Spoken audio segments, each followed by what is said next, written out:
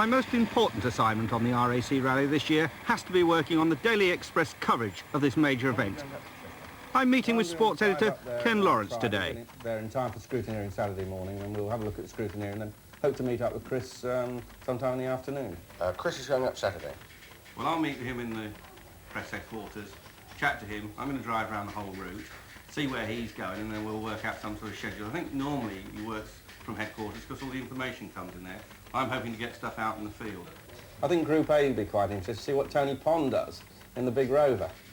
Yes, well, he drove a Daily Express car in something else last year. Yeah. It'll be fascinating to see how Tony does. Briefing over. Next stop, Chester. Apart from the rally fans, I suppose, the public in general don't understand the different categories. I should explain in the copy I'm writing about Group N, that's the stock showroom category, Group A for the mass-produced but modified cars, and Group B, essentially the rally specials, of which only 200 have to be built to qualify for that class. The rally headquarters. No doubt Press Officer Anne Bradshaw has the whole thing well organised as usual to cope with the influx of 400 pressmen from around the world. And I'm just one of them. 8 o'clock Sunday morning, and down to the start in the centre of Chester to grab some interviews.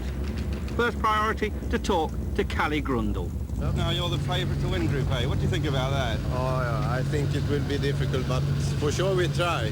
But I think we have a lot of competitors in Group A, and we will see what's happened.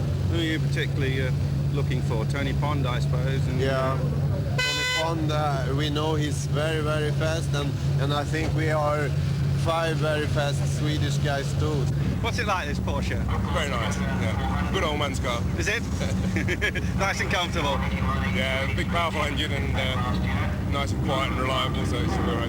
How have you been training? On the usual sort of way, or...? Yeah, we walked to the pub and said driving, yeah. Yeah.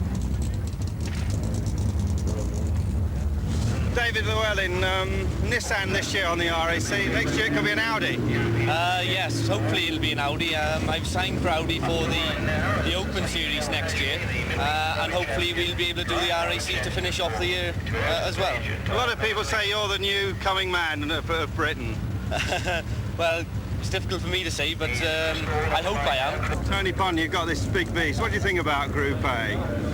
I think it's a very good formula, especially for the manufacturer, where the car is very much nearer the standard car than the Group B cars. Well, I've been looking at Autosport, Tony, and all the co-drivers have been told that 4 say Callie Grundle's going to win Group A, 2 say Torf's going to win, and only your own co-driver says you're going to win it. What do you think about that? I paid him to say that, really. Did you? Really? Yeah, I mean... Well, this little Golf here, I mean, it's about half the size of that Rover. I mean, how can you beat that thing? Yeah, we haven't seen it yet, if we can beat him, but we shall try, and it looks a little bit difficult when you see his car and when you hear how many horsepower he has. Yes, last year he finished, was it 8th, I think? 8th overall, yeah. And do you think you can improve this year? We try. The first cars are away. In Group B, it has to be Audi versus Peugeot. Group A, Volkswagen versus Rover. You don't actually know each other then, you're the big rivals in the rally. Yeah, I bet you haven't got a handbrake like this.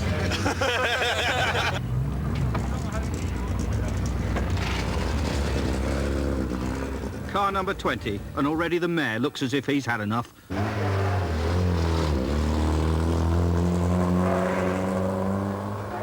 Today's the stately home loop.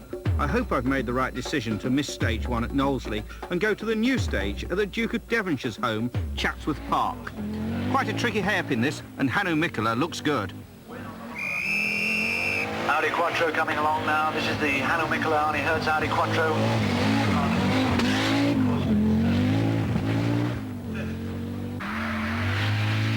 This is Michel Mouton, 500 horsepower in the Audi Sport. It must take some handling.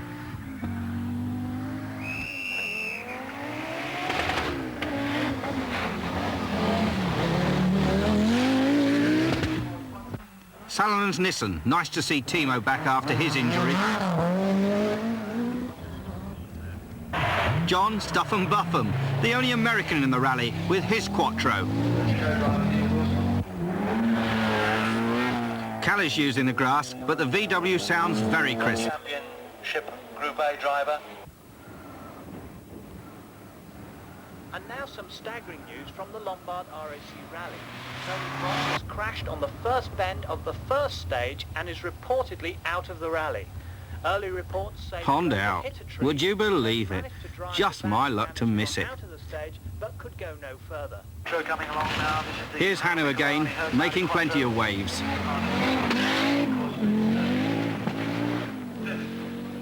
Bjorn Voldegaard. He needs the water to douse that turbo fire.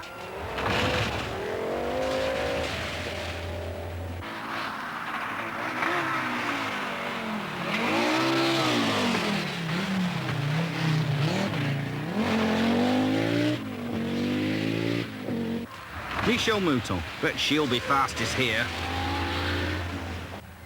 The little VW. I wonder if Callie knows about Pond yet.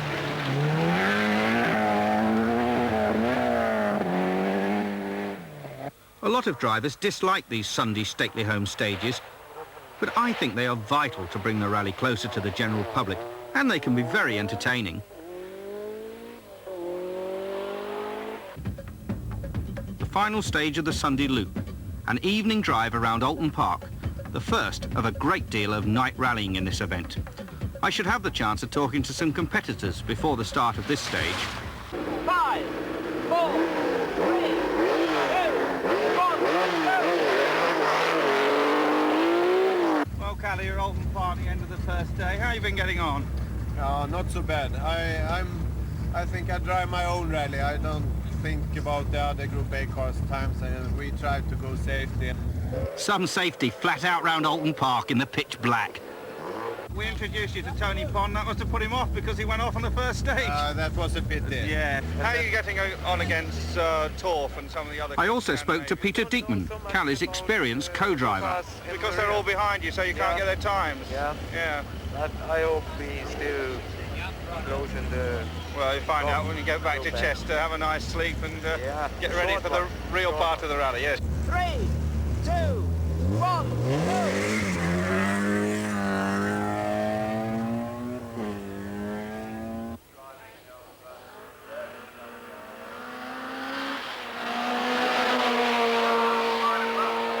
You're going to stay here all day, are you, Morley? I'm going to file probably 7 o'clock at night, 10 o'clock at night, and we'll have to fix up some sort of system if something major happens, Yeah. say up to midnight.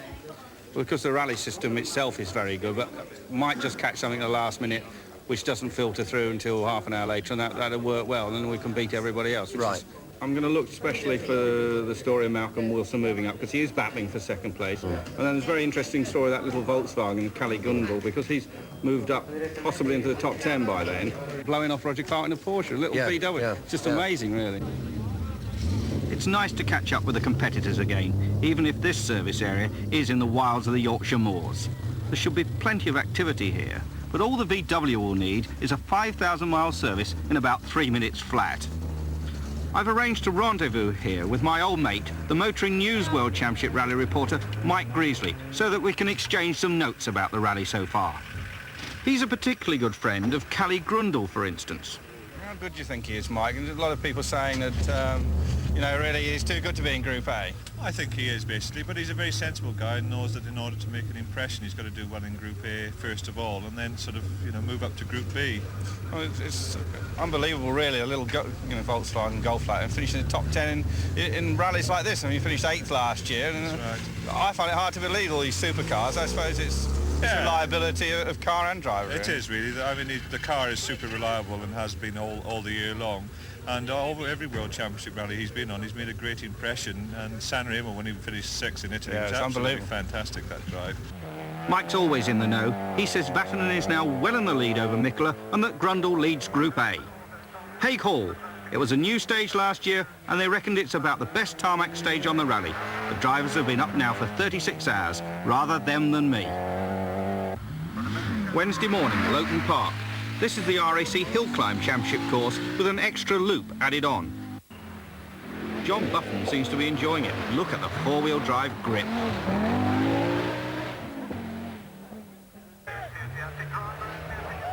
Whoops, Callie, it's a bit slippery there. Still, not much time lost.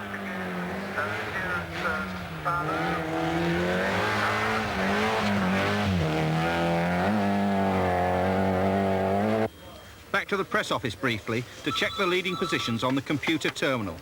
It was all done by hand when I did my first RAC rally back in 1972. The Forest of Dean and the world's press are gathered. These forest tracks have caught many a victim. Hanno Mikkola lying in second place. Michel Mouton pressing on well in the Audi Sport. And here's Vatanen. He's the leader.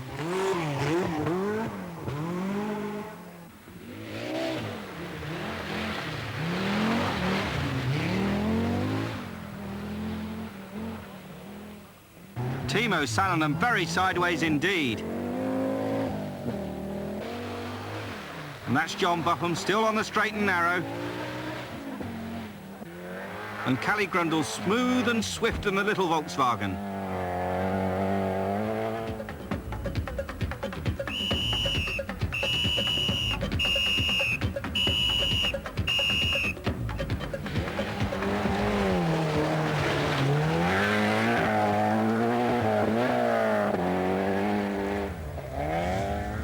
The last service area before the sting in the tail to this rally, the Welsh Forests. It's Chepstow Racecourse, and it seems very well organised indeed. The only problem Kalle and I are having are keeping those VWs clean. There should be time here to talk to some of the team managers. I haven't chatted yet to Volkswagen's Andy Hansch. What sort of problems you had with the car, sir? Oh, nearly nothing. It was the second day. We had a little problem with the bearing and the top mounting of the front suspension, but nothing else. Hansch has summed it up all right. In over 30 tough stages, just one very minor adjustment to the VW.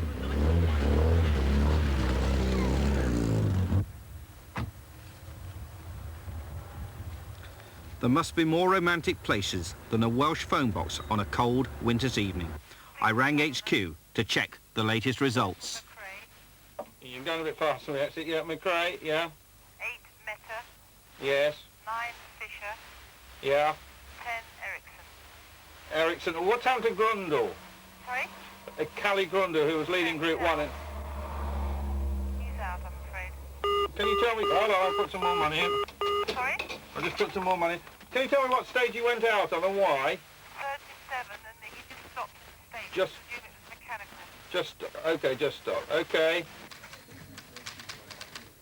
Official confirmation, Grundle's out. A great disappointment in Group A for the giant-killing Volkswagen Golf. He clipped a large rock in Wales and crashed out of the action, leaving the class victory to Michael Ericsson in his Audi Quattro.